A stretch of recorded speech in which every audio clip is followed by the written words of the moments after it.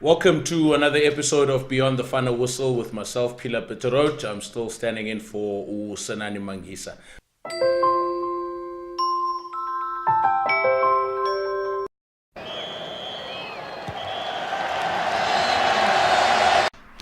Now, moving on to the All Blacks.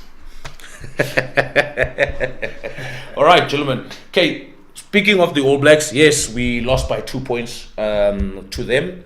But there is something missing from this current All Black team. Kieran Reid's men have something missing. They're not the same as your Richard McCaw's All Blacks.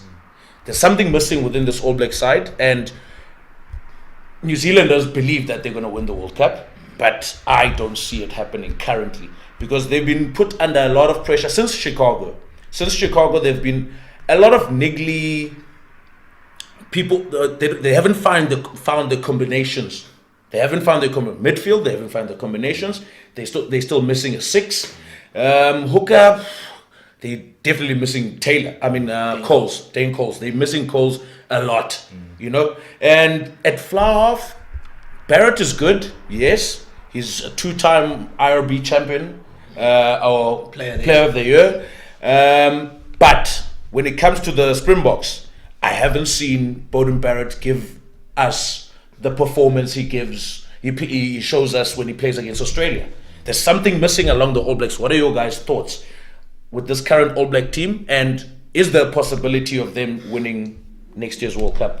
Look, they're definitely favourites still going into the World Cup. We can't deny that. As you say, you may say there's something missing, but the reality of the situation is that they've dropped one game this whole year. Okay, so that. It just goes to show how exacting their standards are. So far, they've dropped one game this year. Okay, I do agree that maybe they're not gelling as much, but remember they also in a team, as I say, as much as they're in a mature cycle. Okay, they had lost, call it some old heads in Richie and the crop that kind of left the year after that. And I think what hasn't happened for them is that they really haven't kind of found their balance in terms of their team. But they are a good side. And if you were to ask me, are they the favourites going to the World Cup? I'd definitely say yes, they are still favourites going into the World Cup.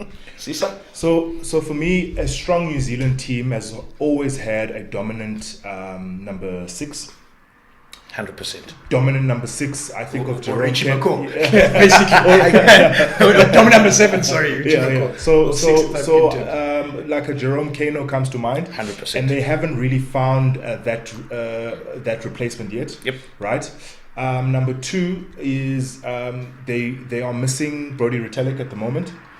Brodie Retallick brings an edge to the team that is unmatched. And they are missing him at the moment. Barrett brings his side to the game, but for me he's not a Brodie Retallick. We're talking about the lock, yes.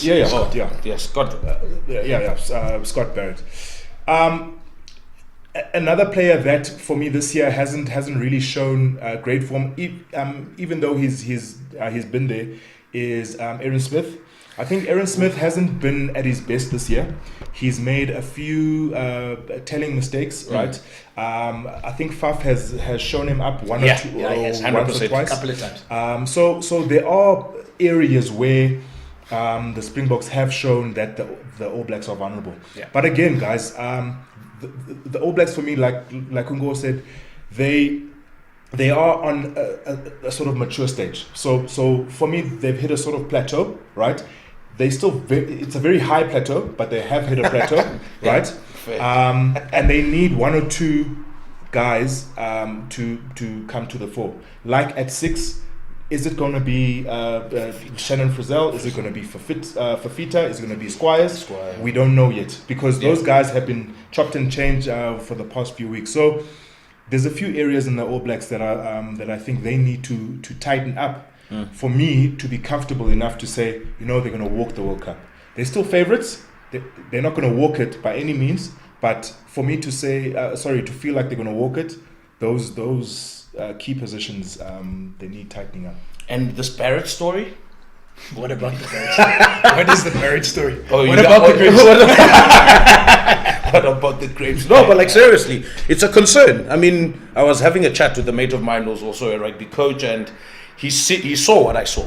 It's twice now in Wellington, at Loftus. He even had to change positions to be put at fullback, you know, to show that he doesn't have that thing that he has, man. He's got that thing when he plays against Australia. Against Australia, he tears them apart, you know. He has this confidence.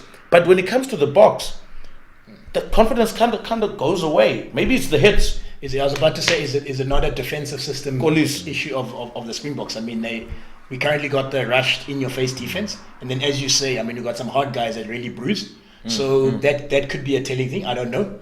But I mean, in terms of asking whether Beauden Barrett is still a world-class player, and to me still the favourite at 10 for the All Blacks, I'd definitely say yes. I know everyone is excited about Richie Mo'unga, but I think looking at a squad system, they can still make it work as a squad. Fair. Yeah.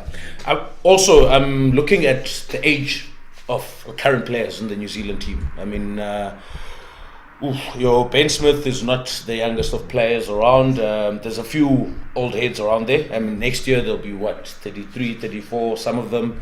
And looking at the age group when they were playing in 2011, looking at the age group when they were playing in 2015, and looking at the age group when they're going to be playing next year, they're quite old. I mean, they're lacking maybe. I mean, remember when your Israel Dags came through in 2011? They had the who's the swinger from the Hurricanes? Corey Jane. No. They had Xavier. no, not Xavier, man. Who's this player now? Yeah, I was on the Sidestepper. Milner Skada. They had fresh legs, you know, coming into the World Cup. Maybe it will be an option for them to use a Mo'unga at 10 and what's his name? At a Beauden Barrett at 15. Yeah. Just to liven things up, because age group wise, some guys won't have that edge. So to answer you on the Barrett thing, Barrett is still number one flower for New Zealand. Richie Mo'unga offers a different type of game. Having spoken to a number of people, you know, Barrett is a very linear player. He's quick, hits a gap, you'll never catch him. Doesn't really kick well, but he's very linear, right? Richie Mo'unga is very dynamic, right? And that's the balance that New Zealand has always had, but it's sort of flipped around now, that the linear player is the starter, pivot, and is the starter, and the dynamic player is on the bench. But for me, Barrett is still number one. Now, when it comes to age, the guys have moved on. They've won 2 World Cups in a row. A lot of their players have gone. Like I said, Jerome Keno's gone, Richie McCaw long gone. Carter's gone. Kieran Reid's on the wane. Sonny Bill Williams, as keen as he is, he's not really the Sonny Bill Williams that we all sort of have come to love and expect big things from. But so one might argue that no, he hasn't had a lot of game. Yes, he hasn't had a lot. But at Blues as well, he hasn't had the performance that we know Sonny Bill can give on the field. And again, there's not much you can do with the Blues. But again, is that the Springboks keeping up with them, putting pressure on them, and then not standing up to it? It's going to be interesting in the end of the year tour where the overseas teams, the Northern Hemisphere teams are, because they'll be fresh. They've just come off of a sort of like a pre-season, so it'll be interesting to see if they can put the same amount of pressure that South Africa has put on the All Blacks. If these cracks that we started seeing will widen, if not, they've got England and Ireland this year, so those are very, very big tests. I mean, even when they played France, had France not gotten that yellow card earlier on in the year, or was it a red? It was a red card. Had they not gotten that red card, because they were up for it in the second test, but then obviously the red card kind of spoiled the whole momentum. Almost like the British and Irish Lions tour when Sonny Bill got a red. It kind of spoils the whole thing, but. Those are the dynamics we need to look out for when it comes to next year's World Cup, or even at the end of the year tour, so people don't make excuses about no, we got a red card, no, we got a yellow card. But those things are part and parcel of the game. You hit with a shoulder, no arms, you're gonna get a yellow or red. You know. Yeah, and I think even going back to the British Lions series, they showed us how to not even beat them, but rattle them. Fair. They stood up physically for the full 80 minutes, forwards were on par with the New Zealand forwards all the time, Which is what the Springboks did. which is what the Springboks Yeah. have done for the past 2 games as Yes. well. So it's very exciting for me to see what's going to happen at the end of the year tour. Like I said, now the cracks that the Springboks have shown, will they widen or They'll be exposed, definitely. Eddie Jones and John Mitchell Exactly. and yeah. Schmidt are going to really Give it a- expose. Yeah. They're going to try and expose. Because now, if they get exposed at the end of the year tour, it makes for an interesting 2019 World Cup. Definitely. That's it for this evening's Beyond the Final Whistle. Follow us on Twitter @grit_sports. Join in on the conversation, #Beyond the Final Whistle.